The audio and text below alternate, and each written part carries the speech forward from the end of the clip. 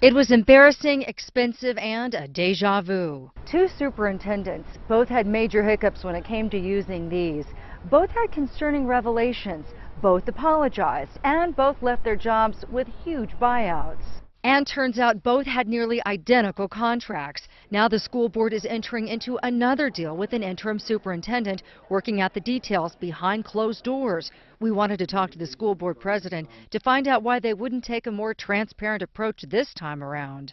Sorry, no. Board President Don Duran didn't want to talk tonight and didn't return my phone call yesterday. This mess began before he took over the school board 2 years ago. I apologize to the young people of this district. I apologize to their parents that we have been distracted because of the drama that's been created. Then Superintendent Winston Brooks sent out tweets that caused a lot of backlash, likening the state education secretary to livestock. Then more mysterious controversy that's still under wraps. Brooks left his post with a $350,000 buyout. Fast forward a year later, a new superintendent and a text that landed him in hot water. It was an errant text that was not to go to him, right? Obviously. Louis Valentino said he was going after APS Finance Chief Don Moya. The text was supposed to go to Education Secretary Hannah Skandera, but Valentino accidentally sent it to Moya himself. Then days later, the revelation that Valentino's hand-picked deputy superintendent, Jason Martinez, had been charged with sexually assaulting children and had never completed a mandatory background check. Valentino soon resigned with an $80,000 buyout of his own.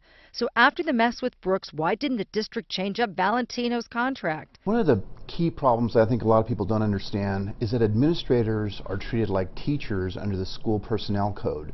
So administrators are given the same due process rights as teachers, and I think that creates a lot of problems when you're dealing with high-level school administrators. Attorney and former school board president Marty Esquivel says even if the board wants to include tougher provisions, for example, a probationary period where a superintendent could be easily fired, that super would still be protected under the State Personnel Act, and the district would have to jump through a lot of hoops to get rid of them. In a perfect world with respect to our superintendents, they wouldn't be given due process rights.